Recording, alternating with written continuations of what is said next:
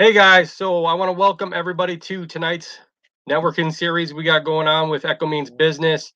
We have a bunch of people here that, they're running a part-time work on a full-time business. So we want to talk to them about some great stuff tonight going on, what they do, how they run their business, and what all they do. So what we're going to do is, this is one of the Echo Means Business every 2 week bi-weekly series that's going on, and it's a good networking series between other pros.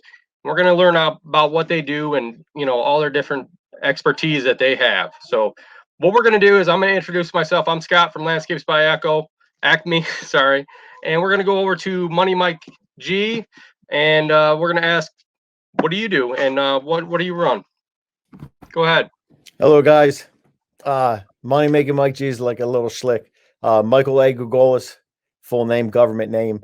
So X marks my mowers, because when I originally started off, I had a 32-inch belt drive X Mark Metro that I still have to this day, and I love that mower.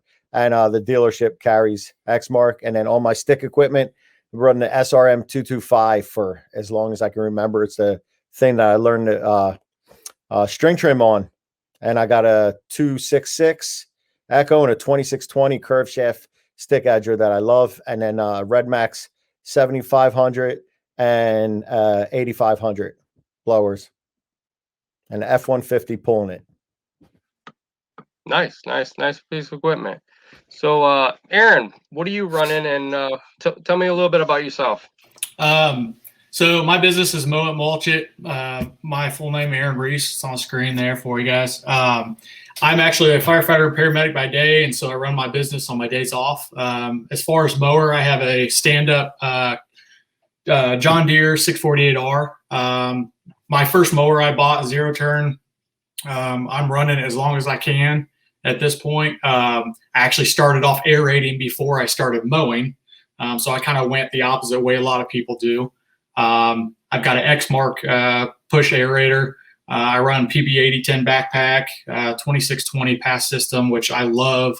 I had a steel one, but I pretty much, that just collects dust now because the Echo one is so much easier, so much more user-friendly.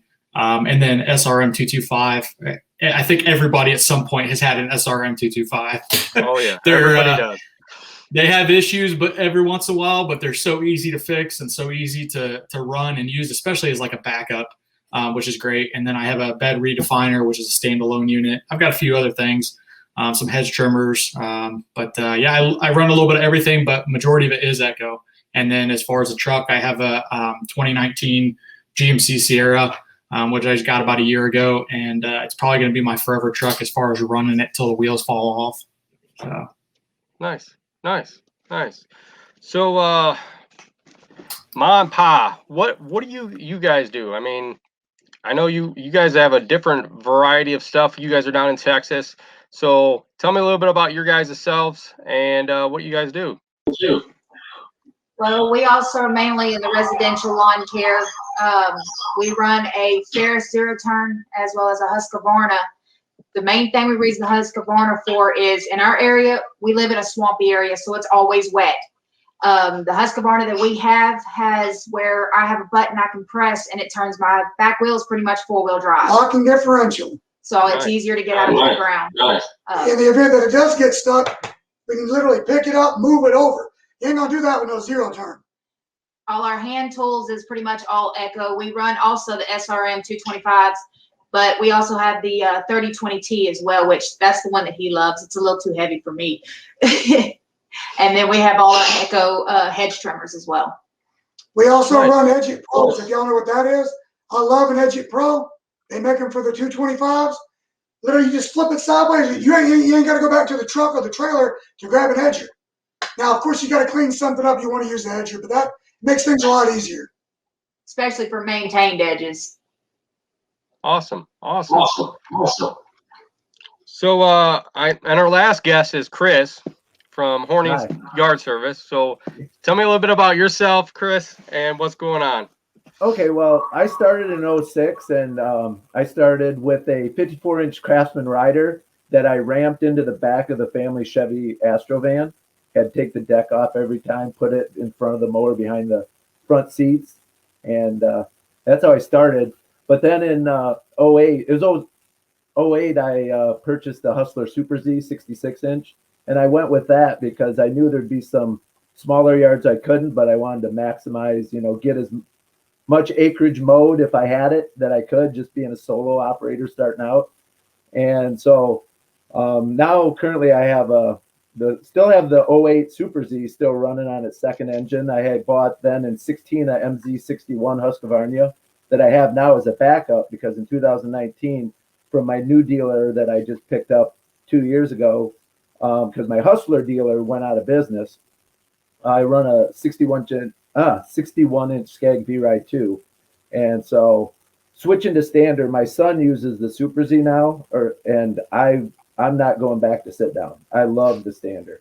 I mean, doing big acreage, we do a lot of 1 to 5 acres, and my back feels so much better at the end of 5-6 hours of actual cutting. I know we don't cut 8 hours, but I just feel so much better at the end of the day and getting up the next morning, not being, bouncing around in the seat. And then I run now I run Red Max. I have a 260 trimmer, and then I have the combi unit that I bought last year with the hedge trimmer and the edger and the another weed whip. And then I have an SRM 225 that I picked up kind of a year or so ago when I was in between, trimmers. I didn't know what I wanted to buy at the moment. I didn't want to spend the top dollar, so I got that at Home Depot.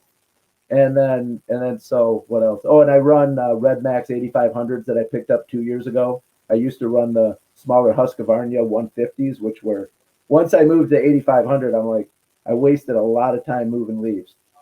And so, and then I have a Dodge 1500, a 2020 Bighorn quad cab, and then I run a dual tandem axle 18-foot utility trailer, open utility trailer. So nice. So that's awesome. So one of my biggest questions is, this type of business is out there for everybody. Everybody can be a part-timer or they can be a full-timer like me.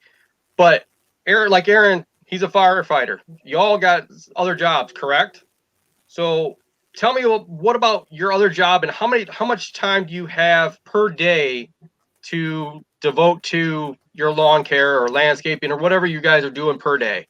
Go ahead. We'll start with Aaron since he's a firefighter. We'll let you go first, Aaron. So again, it is just to let anybody know watching this that's thinking about getting into this, you may go part-time, but part-time is not part-time. You can make it as part-time as you want, but it becomes full-time very quickly. So the biggest thing is with my job, as a firefighter, we're there 24 hours, and everybody is always like, well, how does that work? when do you sleep? When do you do this? I mean, it's very interesting. It seems common sense to me, but a lot of people just don't understand it. So, I mean, if we're not on a run, we're not training, Lily, I'm usually either working out or, we do take naps occasionally just to make sure we're, on top of things and ready to go. But I'm also doing, just like Mike was saying, if you're at work and you've got some downtime, you're going to get some other stuff done. So I do invoicing. Everybody's got a cell phone. So, I mean, pretty much everything I do invoicing wise is now on my phone. So I can be doing that while I'm at the mall. I can be doing it while I'm on duty. So I try and keep, my personal life separate from work. Easier said than done. But if you have time and it's small stuff like sending somebody an invoice at the touch of your phone, why not take advantage of it? So I think you just have to find that balance between your full-time job and your part-time job. And you have to know when to turn it on and when to turn it off. I think that's the biggest thing, especially when you do have a full-time job like any of us. I mean, when Chris is delivering pizzas here, he can't just be looking at his phone, texting an invoice to somebody. Otherwise, he's going to get crashed, and then Domino's is on the hook. So, but yeah, that's the biggest thing I think is just utilizing your time wisely. Time management is key if you're going to have a full-time job and do lawn care part-time. Correct. I mean, I agree with you on that. I mean, it's you know, no matter what you guys do, I mean, you guys are still rocking it out like we are. You know, you guys got lots of stuff. You all got families. You know, it's nonstop. You know, you guys are, you know, busy as heck. You know, Mike. So you said before to me that you work for a warehouse. Where do you work? And if you can tell me, and what do you do there? Sure. I got into distribution right out of high school. We were actually lucky enough. I never had the interest to go to college. Nothing against Okay. that. I'm a firm believer that you can have a very successful life in this country without having to go to college. For people that do, 1,000,000% respect, because I've taken some college classes and it takes a lot and invested, and not bragging. I had a 3.8 GPA coming out of there, and I went about 8 years after I'd been out of school. But I currently Nice. work for IKEA and one of the distribution centers that services all the stores from Staten Island. I think we actually do Long Island also, all the way through New Jersey, obviously Eastern Pennsylvania, Delaware, and some in Northern Maryland. But I was lucky enough my senior year to have enough credits earned with what I was taking in high school that I only needed to basically take 3 classes, and our high school offered a co-op program. And there was actually distribution centers that were within like 15 minutes away. We would go to high school from 8 to 11 for 3.5 hours. And then they were willing to take our classes to go in there. And it was part of your curriculum. Once you signed up and you were vested and you gave your word that you were going to see this program through, you had to see it through, or you know, they could have held it against you from graduating, even though you had all the credits there. And I got into warehousing. And as long as you're self-motivated, you're organized, and you know, you're pretty decent with numbers, that was the type of, you know, job. It's indoors, it's all year round. A lot of them paid pretty well, and it's on the come up. And then from there, I did everything from stocking shelves, learning to drive all the equipment, received, shipped, oh god, coordinator type work, admin work, inventory control, and so forth. And now I got to the point where I'm office based, and like Aaron, I'm not on any type of schedule like him, but I am second shift, and I very much prefer to go into work at 2 or 3 in the afternoon, because I'd much rather be out mowing during the day than work during the day, have to leave and mow after work. Everyone's getting home from work. Everyone's got their kids picked up. The kids want to be outside playing in the backyards. There's cars in the driveways. There's more traffic on the street. So it's much more beneficial for me. Once I get into work, and pretty much we don't have an emergency going on, or there aren't vendors in the building servicing something, it's all quiet, you start on the invoicing, you start on taking your notes. What did I get done today? Did I get everything done? Did the rain cut you short, and so forth? And, you know, I'm blessed enough to be able to just do that at my own leisure while I'm at work. And I do take quite a bit of that time and opportunity to so you could add another 10 or 15 hours of that time towards business time. That's awesome. That's awesome that, you know, you're out there doing, you know, probably what, 8 hours a day, pretty much. Is that what you're doing, Mike? On the mowing? Yeah. It's 5 to 6 hours. It's 5 to 6 hours before Okay. work, because I don't have to be in at 3 or 4 in the afternoon, so I couldn't be out there to do 8 hours. That would put me at like the 6 o'clock Right. mark being out there. But it's you know, at like Okay. 7:30 ish being out the door, which means Yeah. sometimes I'm up at 6:15, 6:30, and 10:30, 11 o'clock at night you're getting done. The night prior you're getting home. You don't just walk in the door, take a shower, and go, oh, it's time for bed. No. You know, you're Netflixing until 1 a.m., 2 a.m., or you're Right. watching the weather, or you're going through what you have to get done the next day, and you're kind of tired, and you're like, oh, that job didn't go as planned as I wanted to. So sometimes you finally close your eyes at 2 or 3 in the morning, and that alarm's going off, and you got to get up and go get it in. Right. Oh yeah. I mean, I think that goes for all of us. I mean, even me as a business owner, you know, I got a family, I got full-time work, you know, with the lawn care, and I do other stuff, another business that I help run. It's a busy schedule. You always have a busy schedule, no matter if you're by yourself or you know, run a crew or whatever, you're still busy. You know, Chris, you deliver pizza still, correct? Yes, I still do. I don't do it 12 months of the year, but I did it first. So I started business in 07 as a solo operator. So what for me, I had a shipping receiving job, but like a lot of people that I know are in the business currently, in 03, I was indefinitely laid off. I was working for a real-time simulation and computing company. And when there's no automotive or aerospace contracts, things get lean. And so I was expendable and other people in my department had to cover, you know how that works. And so I was still doing pizza on the weekend. So, well, I bounced around. I tried some other jobs, but with the economy bad, you'd get into another job and 6 months later, they would just be a little behind where you were in your other job. And then they're laying you off. And then I said, well, I'll go to full-time pizza. And then I decided, you know what? My dad, you know, taught me a lot. He was a heating and cooling technician and always did stuff himself. So I'm like, you know what? I like working outdoors with my hands. I'll try my own business. And then so I blended the two. But at first I was working like nights, like so from 5 to midnight or whatever, and in that time frame, and then trying to find mowing work in the day. So like Mike said, you know, you're just squeezing in the sleep where you can.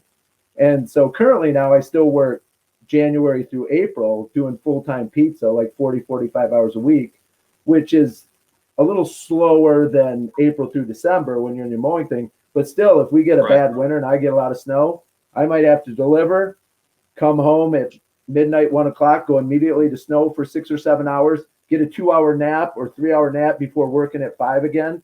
And, you know, you want the money. Now your body says, if you do, like when we had the polar vortex that winter, 100 inches up here, that was brutal because there was stretches where I'd go like, 72 hours with a couple hours sleep, which probably isn't ideal when you're driving motor vehicles, but you're there for the family, you got to fight. So you push yourself, and, hindsight, you're like, wow, that was probably not the smartest move, but, a little extra coffee, another energy drink, and you're going again, get another nap. But yeah, so, now, and, I'm hoping here the way my business is growing real well the last 5 years. And now I have my 2 oldest sons working with me. It was my oldest son. And then 4 years ago, I added my second son as we add more business, particularly in the mowing end. And now I'm hoping that in the next few years, I can phase out pizza, or pizza isn't a need, like doing that pizza in the slow months. It's kind of like something that, which we all would like to say extra money, that never happens. You're like, oh, I'd work this second job for extra money. I always found myself catching. It's like, no, if I didn't have that, the bills would be behind. You'd be like, scraping. But yeah. Nice. Yeah. Well, I mean, it's a job. It's extra income too. I've done it before. When I first started my business, I kind of worked part-time for other people, and, big companies, I actually built bikes for them, and would go during the winter and build bikes just to, have some extra work during the winter. And when you're not busy during the winter, you got to have something extra sometimes. So, it's a good thing to have, extra work. Mom and Pa, I know you guys do stuff for the state, correct? And what kind of stuff do you guys do as your full-time work also?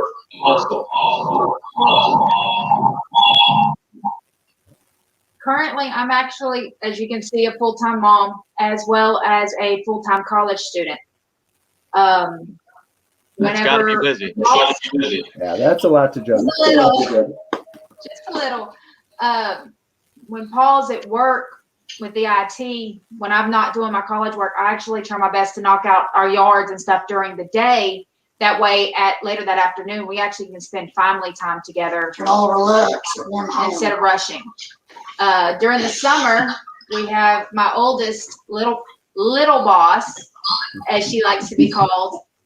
She's actually one of my biggest workers side by side with me during the summer. And because of her, I normally don't have to have very many employees, if any, with me. That's good. I mean, it's nice to have family help you out when they can.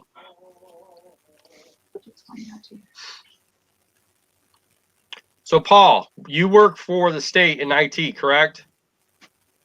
So you help out, what, after work, or do you help out just mainly during the weekends? So thankfully, my job is really flexible. I have a great leeway on what I can do because a lot of the time I can remote into somebody's computer, see what's going on from right here in my living room, while at the same time I'm talking to somebody else about lawn care. IT is one of the greatest things like that because you can help somebody remotely.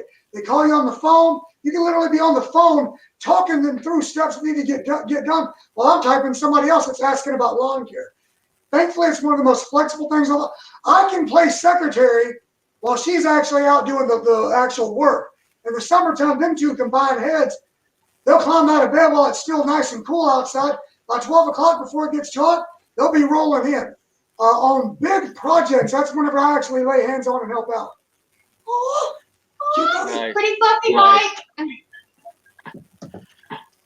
That's awesome that you guys are out there. When it comes to paperwork, when it comes to clients talking to us, stuff like that, when people want to get service, if they're getting emailed back, that's going to be me. I'm the person that handles the website. I handle all of that because I'm a geek. I mean, that's what I do. But it's worked out well. I don't know about y'all. Instead of paying somebody else for SEO, I was able to do all that on Google years ago. And so online, we look like this massive company, but it's literally just family owned. But it gives that appearance of we got our stuff together. Awesome. So one of my biggest questions to all of you guys is, I know when I was doing it part-time, and then I kind of wanted to start into the business and kind of get more. Do any of you guys ever want to be just strictly lawn care, landscaping, or do you want to continue as, working where you work now and then, still doing it part-time? Because I mean, it's no matter what you do, it's still full-time work, doing part-time, even full-time. You guys all have full plates on your hands. So do you guys ever feel like you're eventually going to just go straight into lawn care nonstop, or you're going to continue on with the way you guys are right now? I don't getting feedback here. I am not going to probably go full time right off the bat. Obviously, with my job, it's a pension type job. So to put in all that time and not walk away with a pension and years of sleepless nights and stuff like that, for me, it doesn't make a whole lot of sense. But my whole plan is to hopefully build it to the point that, towards the end of my career as a firefighter, I can take a little bit more of a step back. I don't want to necessarily have a huge company. That's just not me. But I think if I can take a step back and delegate a little more, then I can have it, be one of those things where come retirement, I can still stay involved. I mean, we have a few guys that retired last year and they moved down to Florida, and then when irrigation startup season comes, they come right back here for a few weeks. They stay with family. They hit all their startups. They go right back to Florida. So nice. I think in my position, it's not that I don't want to go full time, and I would never encourage somebody, hey, if you are in a position to go full time and you think it's something you would enjoy more, do it because you love it. Don't just do it because you're making all kinds of money now all of a sudden. If you're making great money and you're like, man, I'm making a killing now. If I would go full time, I'll make even more money. Don't do that. Do it because you love it. Because if you're going to do it for years, you don't. And in the lawn care business, I mean, it wears on all of us. You're out there, you're weed eating. If you're on a sit down mower, your back after a while starts getting tired. So you're taking that physical toll on your body. So you remember, you're not just doing it for the money. You need to do it because you enjoy it and because you physically can do it. Correct. I mean, everybody should do it for, loving what you do. I mean, no matter what you do, like you being a firefighter, if that's what you love to do is to be a firefighter, or in IT or anything, just do it, continue to do it. If you love to do that, then do it, Mike, what about you? Do you feel like you're going to eventually go full time, or are you going to stay right where you're at right now? I am not going to go full time, and probably never will. There's nothing wrong with that. Sure. I make too much money doing what I do at work for the little that I do when I'm there, and that's so terrible to say that out loud. But I love doing that from being younger and getting into it, especially when we're on the shipping side of it. Compared to every other department, it's fast paced, and it was churn and burn, and I'm a little bit high strung. and so forth. So it fit right into that. But I spend so little of my lawn care money on myself. Every penny that comes in that's profited, there's a clear and concise plan to where that money goes to. And I give so much of that credit to my wife, because she's the one that, like, she'll take $1 and stretch it around the block, because it's like, hey, look, this is what we made. This is where we need to be at the end of the month. This is what we're going to do. And I honestly probably, and I love doing it. And it's not like, oh man, I got like 5 more years and I'm out. It's nothing like that. It's just like Aaron said, there were times I'd run that Metro so long before work during the day with the pistol grip, you couldn't even pick up a soda after you were done mowing about 8 or 9 lawns with it. So it does jack you up a little bit. And once certain bills are down and the mortgage on the house with what's left to be paid off is at a certain point, man, that equipment's getting sold, and I'm probably going to keep that Metro to mow my house. And I'll look back at with all the memories and the friends that I've made doing it, dude. And that's what it'll be, for me, that's our plan with it. Every single penny from it goes for something. So little of it is actually spent on us. It is spent on us, but in different ways. We got a clear, concise plan on where every penny of it goes. That is so awesome, Mike. I'm glad that you're doing that. I'm glad that, a lot of people don't realize that, there is ways to make money out here. I mean, you can make money both ways. You can work full time somewhere, run a landscape company part-time, and still make money to survive, to save for the future, to pay bills down, whatever it takes to get to that point. And, I'm proud of all you guys. You guys are doing an awesome job out there. I watch you guys all the time. It's amazing to watch all you guys out there. Chris, I know you were talking to you eventually want to go, full time. You and your sons are in it, and you're in there for the long haul, right? Yeah. Oh yeah. So, lawn business is, like how some people go to college and they have a passion to be something. Well, and mine came later in life, but I just want to build not a huge business, but a successful business for me and my, family, my 2 boys. Right. And yeah, I want it to become full time. And like I said earlier, I do enjoy the pizza because I've done it so long and I'm a social guy. And part of what I love about the lawn business is meeting customers and talking with them and just that social aspect. I live for that, as well as, working hard, getting out there, sweating, doing physical labor because you feel good, breathing the fresh air. Right. But, with the pizza, I love meeting people and, hey, how you doing? Bringing a pizza smile. Hey, hi, your kids are great, whatever, guessing their ages, having fun. But I want this business to keep growing like it has and be eventually full-time. And that's something that, I'll probably always be in it. I'll probably want to be in it more than I physically can at a certain age. Right. I'd be like, well, you're not that old, Chris. Come on. No, I mean, I got another 40 years. I'm only turning 53. So, I want to be able to say, I'm a guy who loves to challenge himself. So I would love to be on the standard mower when I'm like 90. Now, who knows? That's awesome. Maybe I'll need an umbrella, the umbrella system, because the heat will get to me a little more, but they'll probably figure something out by then. They'll figure something out, and there'll be more probably, be partially bionic or something. Who knows? Right. Prosthetics that, keep me going. But, I just love it. And as much as the work, I love the people because, in this, I went to my first GIE in 2019 and was bummed out that there wasn't one last year. But just seeing the big picture, you're in your own little community and you don't really talk to other, people doing the business because you're the competition. So, how dare you talk to them or whatever. And then, you're kind of like, wow, there's a big, I started getting on YouTube more and actually, searching out the lawn and landscape, come across Brian's Lawn Maintenance 2 years ago. And I'm just like, wow, this is a big thing. And the GIE really opened my eyes. It's like, I always thought of myself as some people, man, they're looking down at me because I'm the guy who mows lawns and I'm not the doctor or the professional. But you know what? We can, you can run a real successful, legitimate business that's making good money and, making people happy if it's cleaning their lawns.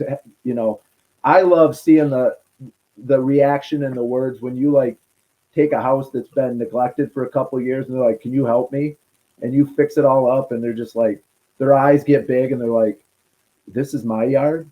You Right. know, they're just Oh, like, yeah. wow, you didn't add any plants, you didn't, whatever, you just, fixed up what was there. It's like, I feel like I just got a new yard. It's been here all this time. Oh yeah. But I mean, yeah, it's amazing to see what you can do, and it only takes a little bit of work to, make a house look 100 times better. And a lot of people don't realize that. And, our business is, a big business out there. I mean, nobody should look down to us. And I don't feel like anybody looks down to me for, I do stuff for doctors, lawyers, and, they're amazed on what, us landscapers can do in the industry, and, be able to just change something over.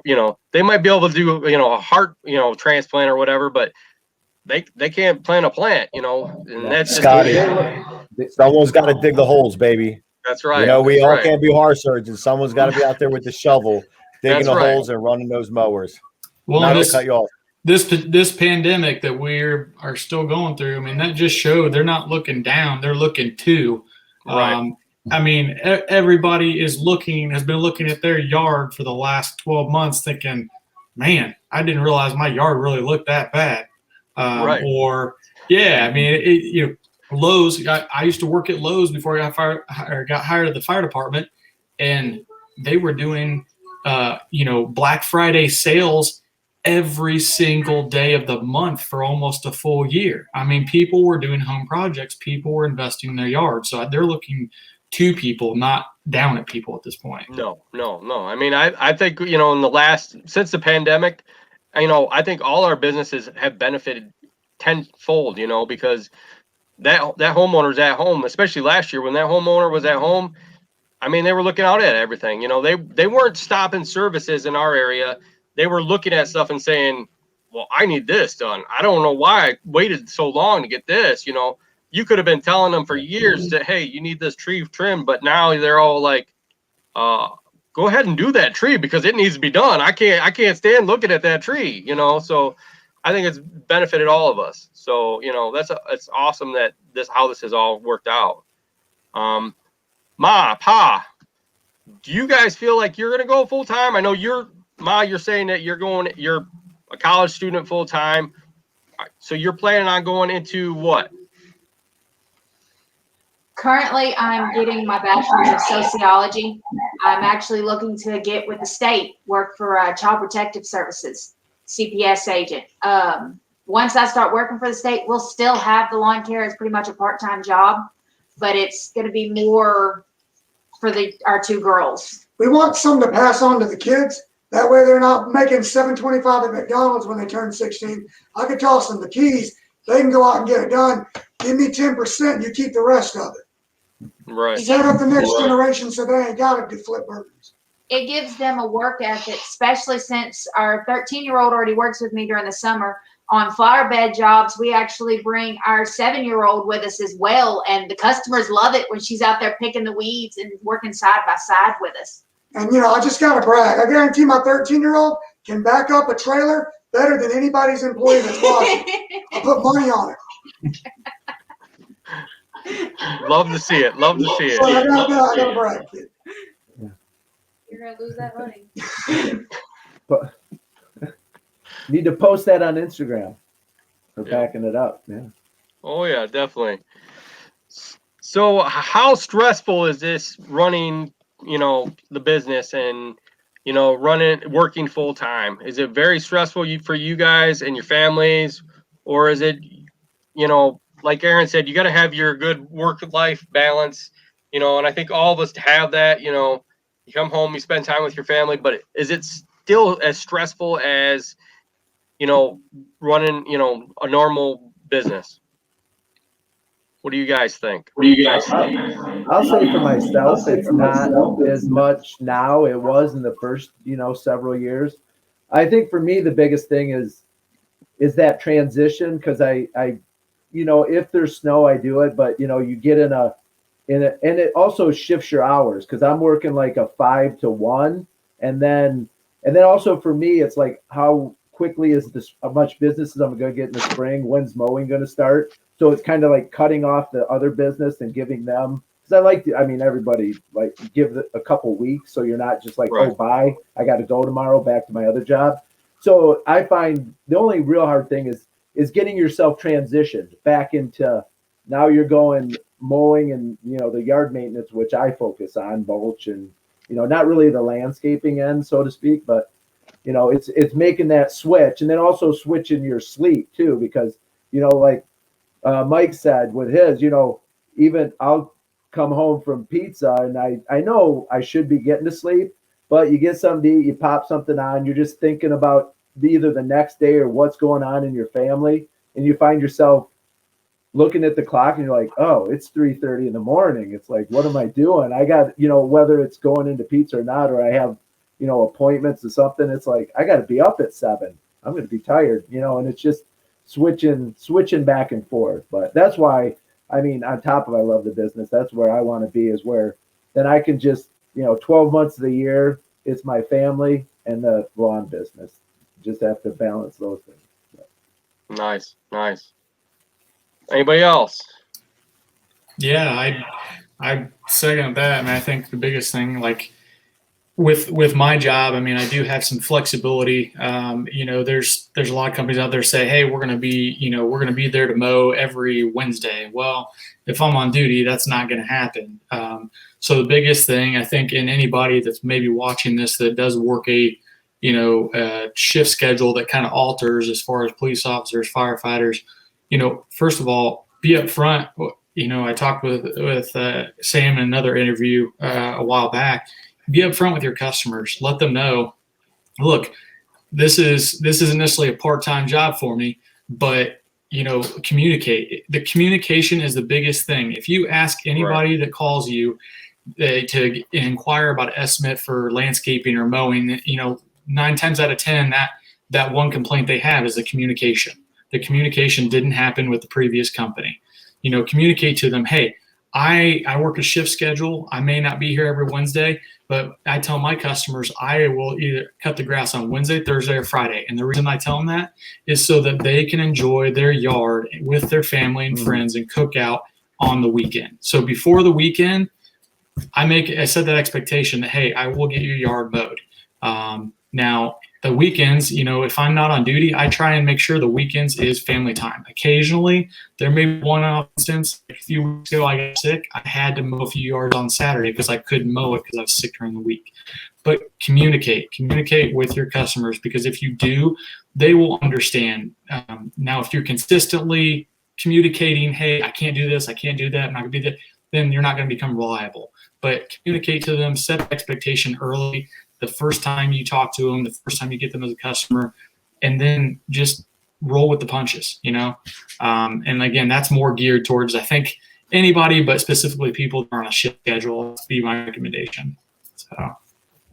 Yeah, communication is key. I mean, in any business, you know, anywhere you work, you know, a good communication is the best thing to have. You know, you got to communicate with everybody you talk to, you know.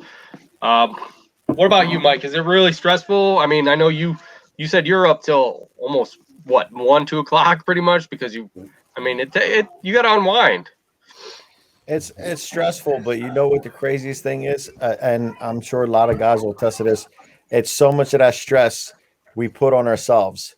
Like, your mower's not going to break down every week. You're not going to get a flat every week. It's not going to rain every time. And you sit home and you concoct these scenarios about how your day is going to go, how your week's going to go. And then when you're out there and you pick up the phone and you do an Instagram story and you get done what you need to get done for the day. But I couldn't agree with what Aaron said more. Like, if you want your lawn mowed every Wednesday prior to 2 p.m. so it can be fresh for Thursday, Friday, and Saturday, I'm not your guy, because work will come first. We're limited time. We got to try to balance it with, but you know, transparency from 101. When I get referred from other people to say, hey, this and this, today I went and gave an estimate early this morning. It's going to be one of the largest mulch jobs I've ever done myself. And, you know, the first thing out of my mouth was like, hey, you care if I come one day and do the clean out and then come back the next day and, you know, edge it all out and so forth. And I know I'm kind of like eating that cost going back and forth every day, but sometimes that's the only way I can be able to take on a job that size. And it'll still be lucrative, not as lucrative as getting a 1 or 2 man crew out there, 3 man crew, and you jam on it for 5 hours and you're done. But you know, you're transparent with them, you communicate with them. And I was lucky enough, you know, being in a leadership role for so many years, like I've had emotional intelligence training, de-escalation training, you know, how to, the last 3 places I worked at, they're a union environment. So, you know, I've supervised, you know, CBA employees for years, and you got to have a certain finesse on how you handle situations and how you talk, and you just translate that over to your business. And for a long time, I used to be like under the impression that the customer's trying to get over on you. They're looking at you like the little 12-year-old kid there with the lawnmower, but a lot of them don't know.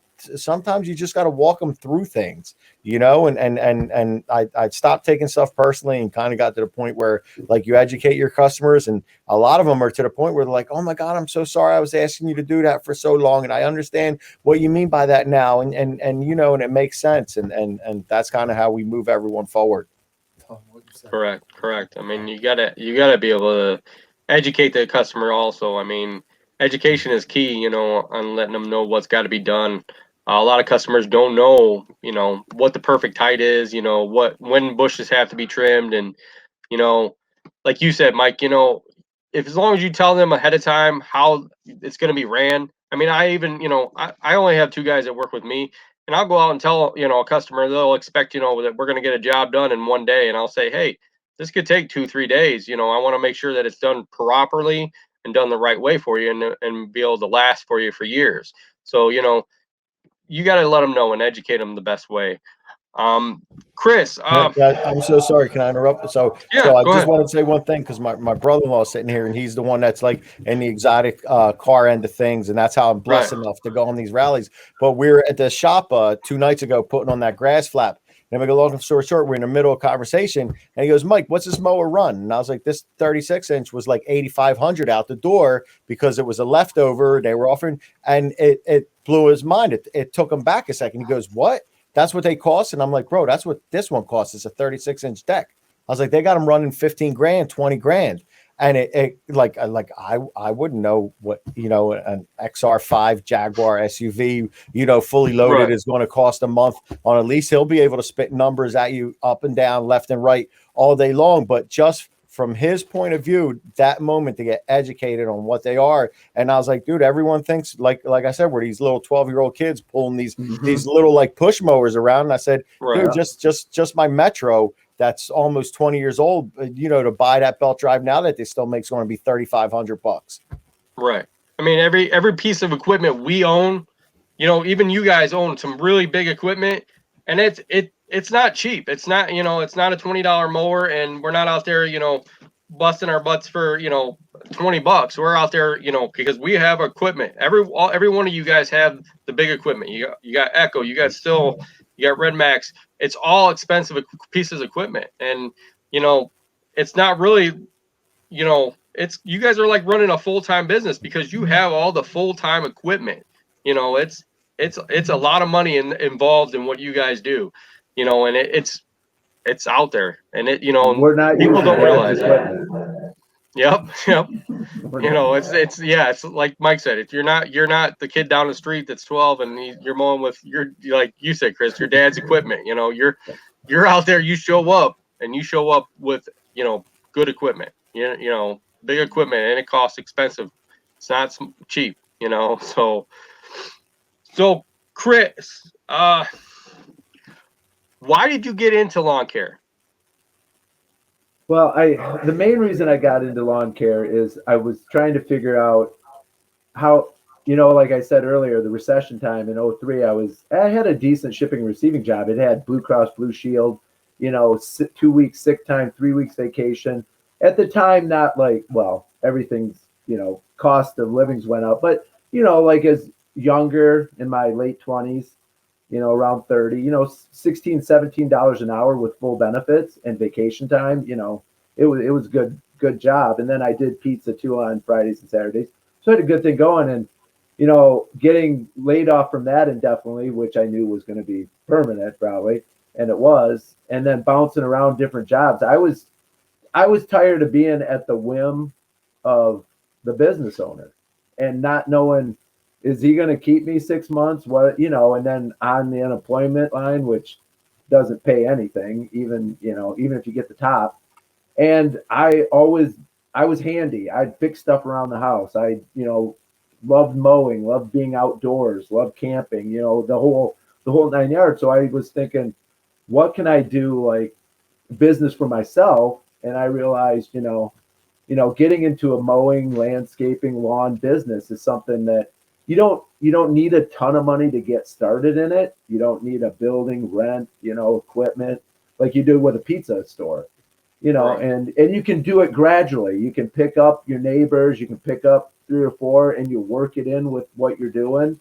And eventually, like I've done more and more, and now working with my sons, just, trying to make a full-time business out of it. But that is kind of a combination, as I was tired of, am I going to stay employed with this person and being at their mercy and, wanting to, I knew that, from the way the person I was, what my dad instilled in me, if I worked hard and gave 100% or 110% and was honest with customers, like we talked about communication, was, and did the job I said, I wasn't going to be out of work. I wasn't, it was something that I could build. So yeah, that's for me why I got into it.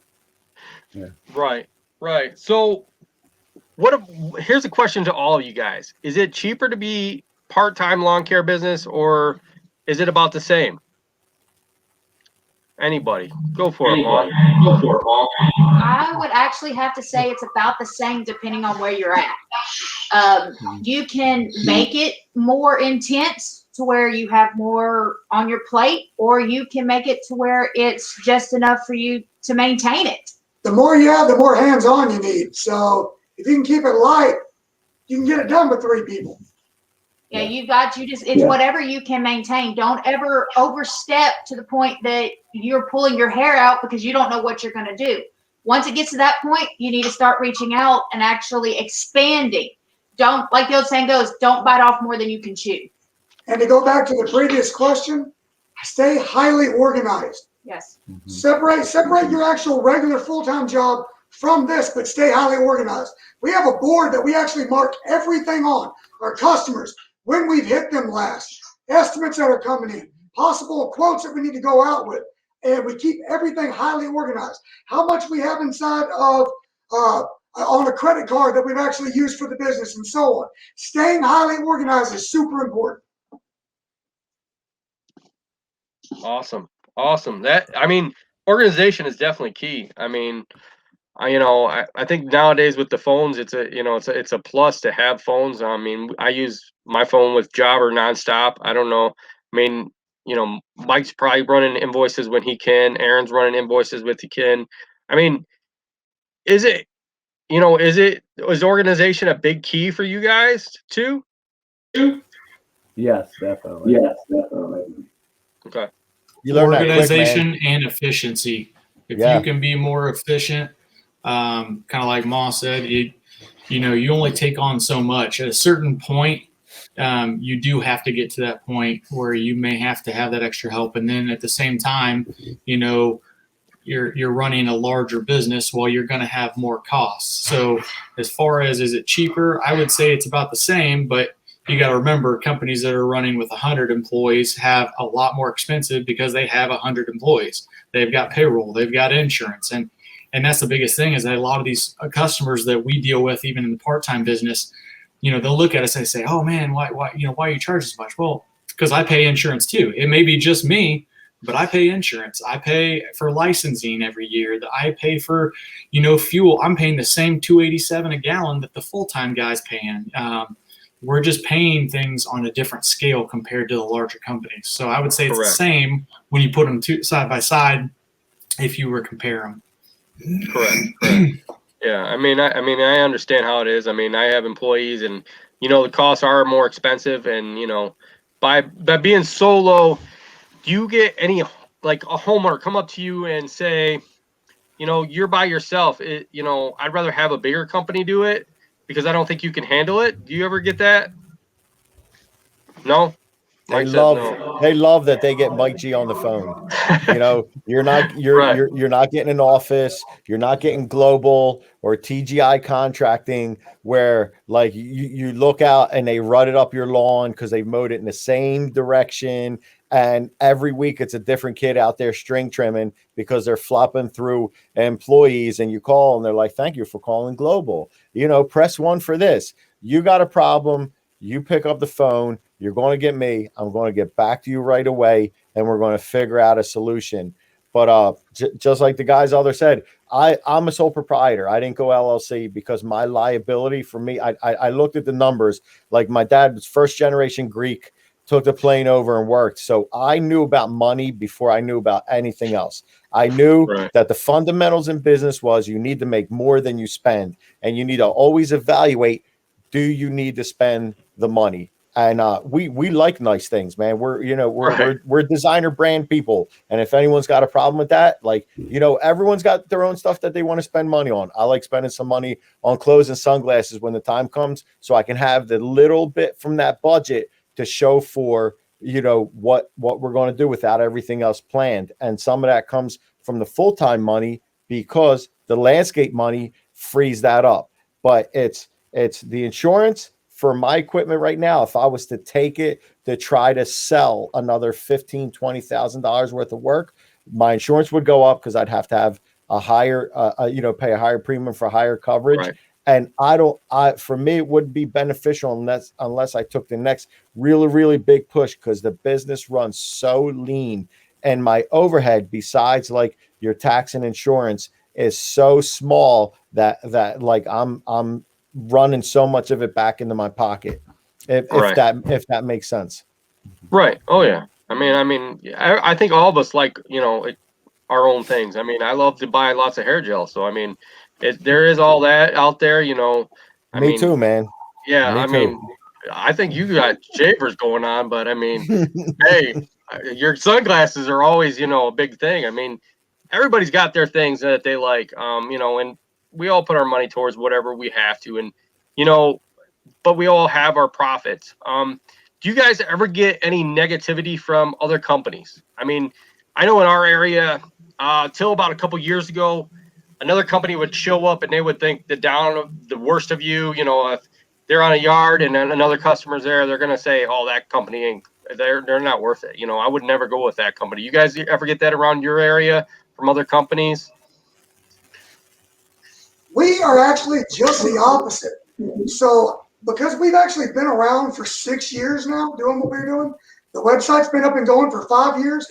We are known throughout the community. I mean, everybody knows who we are. Whenever people mention lawn care, instantly on Facebook, boom, boom, boom, they throw our names out because they know us. We actually are at a point where we are able to pick and choose the clients that we get.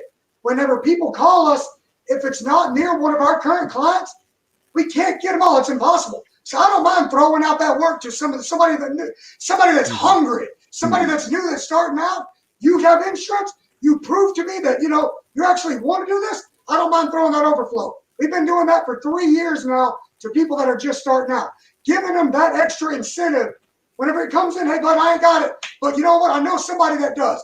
Contact X people. And I don't mind giving out a person's number. I can't cut all the yards. It's impossible to. But I'm at a place where I can pick and choose what is profitable to me. A lot of people can't, but that's what you try to struggle for. See, something else a little bit different. In our area, I'm one of the only female lawn that they see on the lawns. So there's a lot of times that we get clients by word of mouth because like, oh my gosh, they're a husband and wife team. Oh, I love them. I wish he would have done that with me. My husband would have done that with me. And that's one of the biggest things that's actually gotten us in our area. That's amazing. That's really amazing. I mean, yeah, it's awesome to see that, you know, women in our industry. It's amazing to see. I mean, years ago when I first started, there wasn't women in the industry, and it's just amazing to have you out there, Ma, and to have tons of women out there doing just as much as a man. I applaud you. I mean, you do such a good job, and thank you for your service of, you know, taking care of the lawns and the landscape for us. Aaron, you have a family. Is it hard running the business and, you know, doing this with the family? I know we all got families. So is it hard for you?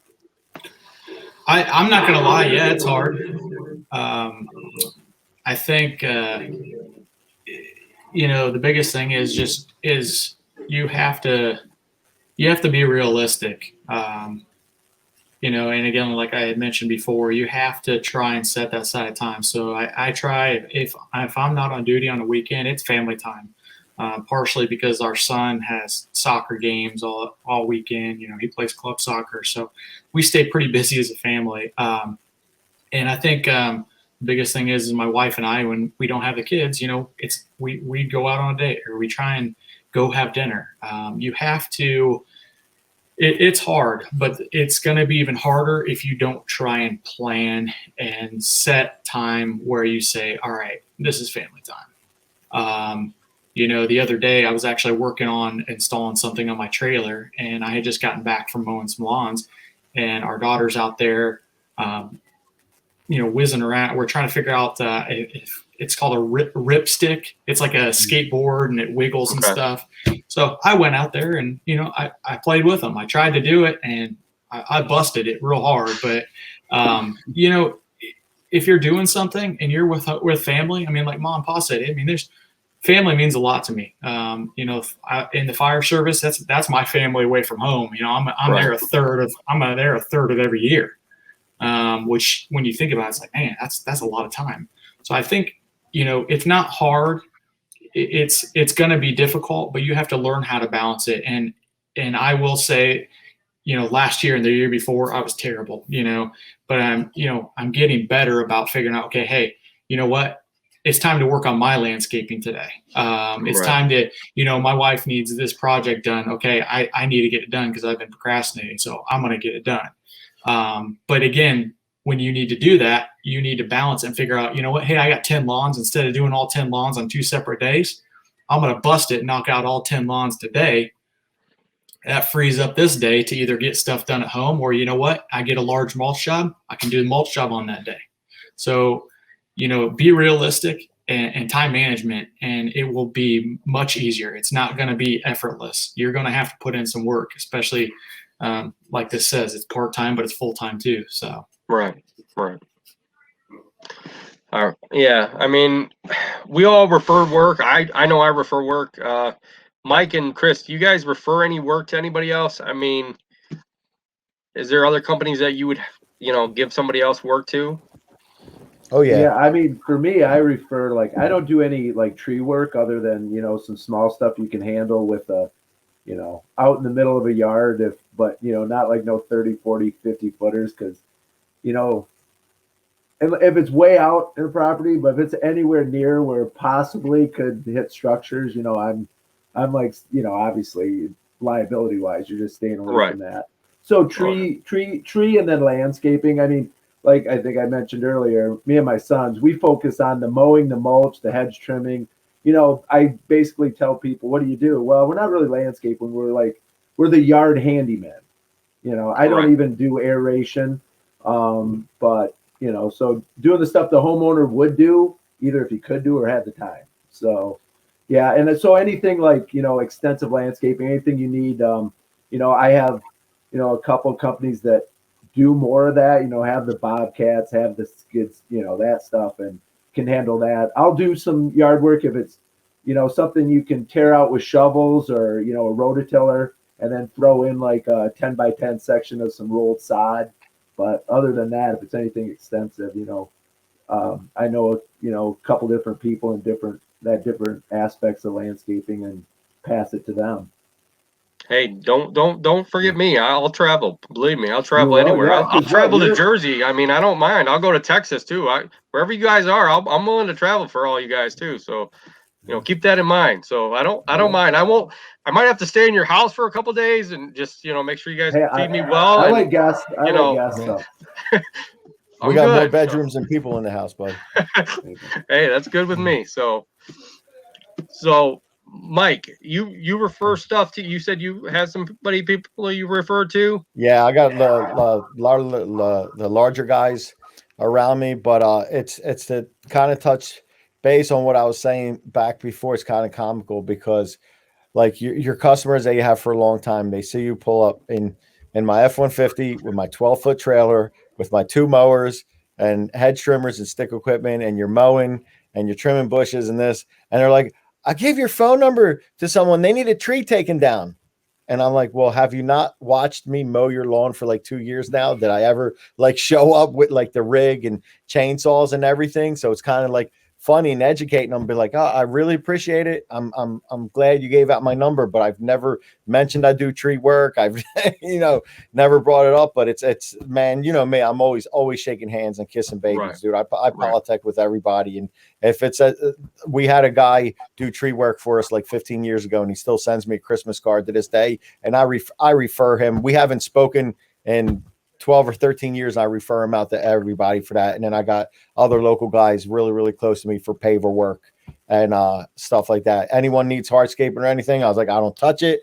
I'm not logistically set up for it. If no matter how much you beg me to take it on 3 or 4 days into it, you're going to hate my guts, and you're going to be like, why is this guy still in my house? I wanted a 10 by 10 patio, because I'm going to be out there with my little 5 cubic foot wheelbarrow and a little spade shovel trying to dig it all out by hand and lay it. So, sometimes you're just so adamant about giving the work to you, and you got to know to be like, dude, this is outside my realm. I'm not logistically set up for this. I don't have the capacity to take this on.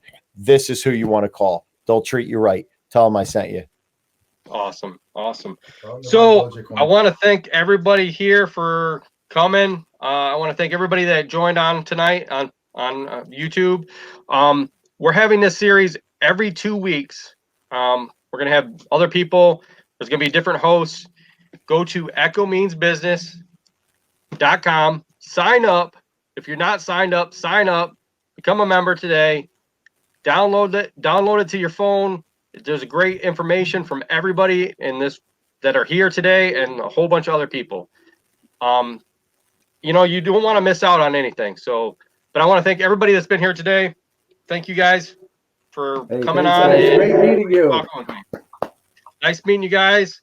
Remember, next in 2 weeks at 8 p.m. YouTube, Finding and Working with Mentors. See you guys then. Guys, have a good night. All right, thank you, guys.